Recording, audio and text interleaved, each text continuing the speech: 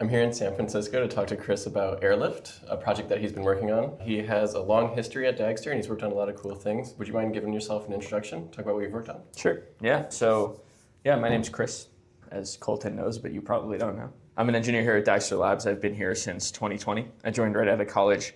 Before that, I was doing some machine learning related research stuff and then working on big data systems at Airbnb a little bit. And I joined because the team was really strong and I thought the problem was really interesting. But in that time, I've worked across the stack. I worked on open source tooling for a while, and then once our cloud product launched, I worked on our billing platform and our alerting system, built out a few other features like zero downtime deploys, ran our 1.0 release. More recently, I've been focused on this problem of Airflow migrations. Cool. Yeah, so I'd love to talk more about Airlift. I know with Dagster, you can observe different systems in an organization, and Airlift offers a solution to both observe Airflow environments and then also migrate for them. So can you talk a little bit about why we focused on Airlift and the inception of that project? Yeah, totally. So I think there's a few different parts to that question, right? So to start out, why are we thinking about Airflow specifically, right? Why is that an interesting thing to integrate to for our business? So I think most people who are involved in the data engineering space know that Airflow is the incumbent orchestrator in a lot of ways, right? It was one of the first on the scene in many ways, kind of arrived at a time that coincided with a lot of teams scaling out their data infrastructure. And so I think for a lot of teams, it became the default choice, for better or for worse. Dagster came a bit later, right? And so I think by the time Dagster had a fully fledged cloud product and a lot of teams became aware of Dagster, those same teams might have already had an Airflow deployment in place, especially because of the power that an orchestrator holds inside the organization, right? It's basically controlling all of your compute a lot of times. It leads to a place where orchestration tools are very sticky and hard to remove. And so basically we run into a situation where there's a lot of teams who really want to switch to Dagster, right? But they feel pretty overwhelmed by this prospect of ripping out an orchestration system. That also makes it hard to migrate off of Airflow. So things like poor local development story, hard to test, like Python dependency management, hell, stuff like that. These are all simultaneously reasons that people want to switch to Dagster, and all things that also make Airflow sticky. And so we're trying to basically figure out a way to thread that needle of making those types of migrations easy, while also allowing you to get the benefits of Dagster earlier in the process. So reducing the time to value. Yeah, a really compelling story with Airlift for me is not necessarily migrating everything off of Airflow, but being able to observe multiple Airflow instances and then bring all greenfield projects in Dagster. Can you tell a little bit about how you might do that with just observing Airflow from Dagster and then bringing new jobs in Dagster? Right, yeah. So what Airlift really is an Airflow integration in a lot of ways, right? Airflow has a REST API, and we're basically using we have some advanced state management tooling that allows us to read a bunch of information about the Airflow deployment using the REST API and then ingest it in Dagster. Right? And more recently in the system, we have this very clear separation of reporting and orchestration. That allows us to ingest an external orchestration system and represent it in a clean way that's distinct from representing things that we're orchestrating, right? And so basically what that allows you to do, right, is write a few lines, the upshot of that is you can write a few lines of code, right, and ingest your entire Airflow instance, right, and have the whole thing show up in Dagster. And because you're just writing net new Dagster code, right, you can do that for any number of Airflow instances. So something we've seen in the past is that a lot of teams might have a few Airflow instances, right? They have their one Airflow instance that's doing their important stuff. They have some other one running in moi or something that's doing legacy stuff. They have some upstream team whose data sources they depend on, right? And they'll bring all of those different Airflow instances into Dagster using something like Airlift. I see. Yeah, and another thing that's really cool is you can then trigger jobs in Airflow from Dagster. That's so right. If you have, say, a machine learning team who just wants to stay with Airflow, but you have a lot of upstream dependencies in Dagster, you can then just trigger their DAGs or tasks from Dagster directly. Is that right? That's totally right, yeah. So the way it works, right, the way to think about it is, typically speaking, especially in larger teams, the data ecosystem, the asset graph that exists, right? When we think about asset graph, what does that mean? It's the physical set of things that are being produced by that organization, right? Like Snowflake tables, Excel spreadsheets, anything, right?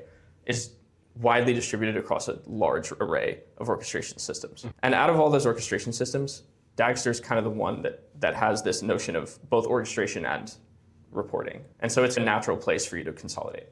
And so basically the whole idea is if you can represent the whole asset graph within Dagster, right, then you can also orchestrate between those orchestration systems, assuming you have a way to trigger computations, right? And so we have this notion of declarative automation, right, which allows you to flow computations through the entire graph, right, starting at some source point.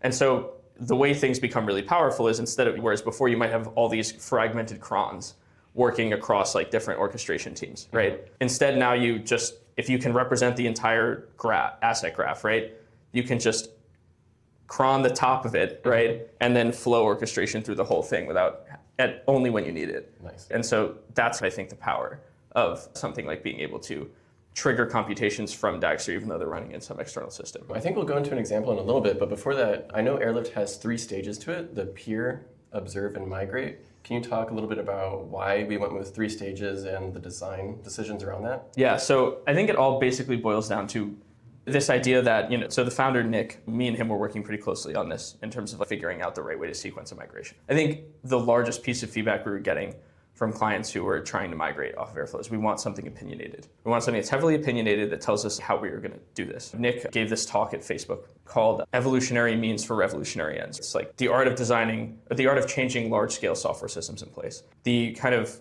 onus of that whole talk is this idea that you should be making as incremental changes as possible that are easily repeatable and you don't have to think about. And the other aspect of it is that migrations build momentum, right? Once you see value, people are a lot more likely to do the work. And so the whole point of Airlift is to do 2 things, right? Number 1 is give you as much value as possible without doing migration so that you can communicate to your stakeholders why Dagster is useful, right? Which gives you the buying power you need to actually structure a migration, right? And then the second part is that there's no silver bullet for migration, right? At some point, there's some DAGs that are easy to migrate, there's some DAGs that are hard to migrate, and we can help you do things, make certain migrations easier, but in the degenerate case, you're always going to have to move some code over, right? And so the whole point is then making that process of moving code over as safe and incremental as possible. I see. And so the peer step, right, is this, okay, let's give you value as quickly as possible. You can just ingest your code immediately into Dagster, no changes to Airflow, right? And it's very safe, simple, easy to try out. And we've seen that, right? It's like people try it out in 10 minutes, not a big deal. And they get value, right? Next step is observe, right? You still don't have to make any changes to Airflow, right? But now you have to do a little bit more thinking about, okay, what does the actual internal asset graph look like? Because Airflow is something Airflow is completely task-oriented, right? So the asset graph is implicit within an Airflow DAG, right? So you have to sit down and think about, okay, what is the asset graph that I'm trying to encode? So then you encode that asset graph, and that's the observe stage. And then once you've done that, now you can focus entirely on this process of migration, right? It's like you've translated the Airflow into Dagster already. Now all I have to think about is moving the code. I see. And so the whole idea there is, okay, how do we make that as not scary as possible? And so the migration stage is then so then the insight there is that the thing you really have to migrate is an operator, right? And the number of operators that a team typically has is not that scary, right? You might have 7 operators for 130 DAGs or something like that. That's something typical we've seen. And if you can think about migration as migrating each one of those operators and then just like splaying that out across the whole graph very easily, then it becomes not so challenging to think about a migration. Yeah, and so we've seen success with that approach. And we've seen this kind of notion of like momentum building and value being added across each stage. And it's like and it scales with the amount of effort, which is, I think, nice. Yeah, and having that flexibility, if you just want to peer your Airflow instances, you can. If you just want to observe, or if you want to do a full migration, you have that option. Exactly, and you can pause at any stage. You still get, if you wanted to migrate half of your DAGs and then continue to peer the rest of them, that's like totally possible and fine. It's all about the whole idea is giving organizations the flexibility that they require with a migration. Cool, I think it makes sense now to just dig into some code and walk through the process of using Airlift from Dagster. Yeah, totally. So let's start with an Airflow instance, right? So I have an Airflow instance pulled up here running locally. It has 2 DAGs in it. It has this rebuild iris models DAG, which is what we're going to be focusing on migrating. And then we have this Spark DAG, which is this separate DAG that we're just going to have there for demo purposes. So the first step of migrating using Airlift is this peer step that we talked about earlier. And the whole idea there is to get some immediate value of the system, right? So if we look at the code that we're going to use to actually peer this system, right? We're declaring this a reference to the Airflow instance, right? And then we have some auth, and then we create Dagster definitions from it. In terms of the auth backend is totally customizable, right? Mm-hmm. A lot of users will fork Airflow or write their own auth backends. And so we want to be extensible to all types of backends and allow users to write their own. So that's part of that system. And out of the box, we have stuff for basic local cases, MWAA, and a few other cloud provided offerings for Airflow. But yeah, in terms of what's being created here on the Dagster side, we're creating a bunch of asset specs, basically, one for each DAG. And those asset specs will get materializations whenever the DAG successfully runs. I see. So we're taking this Airflow instance and we're passing it to this build defs from Airflow instance function, and that's creating the assets along with some other things? That's right. Yeah, so it's creating the assets, and then it's also creating a sensor. And that sensor is actually what's performing the materializations. It's reporting them as it ingests information about the Airflow instance. Ingest runs specifically. I see. Yeah, so we're pulling the Airflow REST API from Dagster to get the status of everything. Is that right? That's exactly right, yeah. And in order to make stuff like this performant, we have a caching layer that will perform all of the kind of upfront information reads. And then we have some custom serialization libraries that we use to actually ingest that information into Dagster assets in a performant way. Gotcha. Yeah, so in like just a handful of lines of code, we're able to now see these Airflow DAGs as Dagster assets. That's right. Yeah, that's right. And this scales out to thousands of DAGs pretty instantaneously. Yeah. So if we take a look at what this actually ends up looking, you can see here that we get an asset per DAG, as I mentioned. We get some useful metadata, right? I can see the source code, which I think is pretty cool. I know the DAG ID, obviously, and then I can link out back to Airflow, which is fun. Yeah, and so with these assets right now, we're like in two different paradigms. In the Airflow world, this is still kind of like task-oriented, these DAGs specifically, but with Dagster, we're trying to model these as assets. So the next step would be to determine what things are being produced by these DAGs and then representing those in the Dagster asset lineage. So let's think about what that actually means in terms of this DAG. So if I look at rebuild iris models, right? I have two tasks, right? I have this load iris task, right? Which is basically taking a CSV file and producing a DuckDB table from it. And then I have some build DBT models downstream of that, or I have a build DBT models task downstream of that. And what that's doing is it's taking that DuckDB table and producing some DBT models from that. Sure. So what are the questions, like what are the assets that are being produced by this DAG? So number one, if we just think about load iris, right? That's just like the table itself is the asset. So if we think about what the asset is that is underlying this task, that's just going to be the iris table. Yep. If we think about build DBT models, right, there's actually many assets being produced by this task. All of the DBT models that are being produced by build DBT models are kind of assets in themselves, right? And so when we think about modeling this using Dagster, right, we're just going to construct an asset for that table. And then for all the downstream DBT models, what we're going to do is ingest a manifest file and use that to construct the actual assets. I see. So we're able to use the DBT manifest file in Dagster to do this mapping, even though those DBT models are coming from Airflow. That's right. Yeah, we have no access to the actual DBT code at all. We have no access to the project. All we need is a manifest file. We can create assets from that. Yeah. Cool. Yeah, so maybe you can walk through that code then. Yeah, totally. If I go to the observe code here, the Airflow instance instantiation doesn't change at all. The only thing that's changed here is we have this call to defs from within build defs from Airflow instance, right? And so what this is doing basically is it's like I'm declaring the asset graph that's happening within this Airflow instance, right? And then once I've done that, then we are going to enrich that graph with metadata from Airflow. So how am I doing that, right? So I have this DAG ID, rebuild, iris models, and then I have task mappings, which tell me which assets are being produced by which tasks within that tag, right? So as I said before, load iris, right? I am creating a asset spec, right? Which is what the API is called in Dagster land to produce a spec from that table. And then for build DBT models, right? The task in Airflow, I have this Jaffle shop external assets, and what that is doing is just using some APIs, using some Dagster DBT APIs to take that manifest file, create asset specs from it. And so once I do that, I'm going to quickly change what command I'm running here on the back end. And that's spec from Lakehouse function. That was just a helper method for doing that mapping? Well, yeah, that's just a little helper function that I wrote in this particular case, but it's not doing too much complicated stuff. Okay. Yeah, makes sense. All it's really doing is just defining the mapping from a CSV path to the table name. I see. Yeah. Yep. Okay, so then if I open Dagster back up, now I see the entire asset graph, right? Yeah. And so let's zoom in so that wait, that's not, sorry. This is how you zoom in to get the more info, the cooler lineage. Let me zoom out. So you can still see that all of these assets are mapped from Airflow with that tag there. And you can see some are DuckDB and DBT. That's right. And we have this full lineage now of what was happening in Airflow. That's right, yeah. And every time you get a materialization to use Airflow terminology, every time you get a run DAG, all of these assets will receive a materialization, right? Yeah. And so now what you can start to do, right, is build downstream compute in Dagster from this asset graph, right? And it'll just look as normal, even though it's running in a totally different orchestration system, right? So if I added, for example, some downstream assets from stage customers, right? Whenever that task completes in Airflow, work will start kicking off automatically in Dagster, assuming I have my automation conditions set up.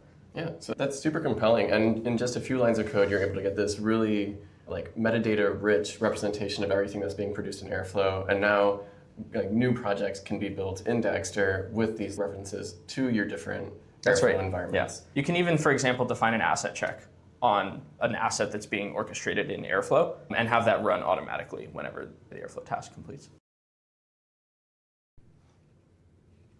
Cool, so we were able to represent all of the DBT models that were being produced from Airflow in Dagster.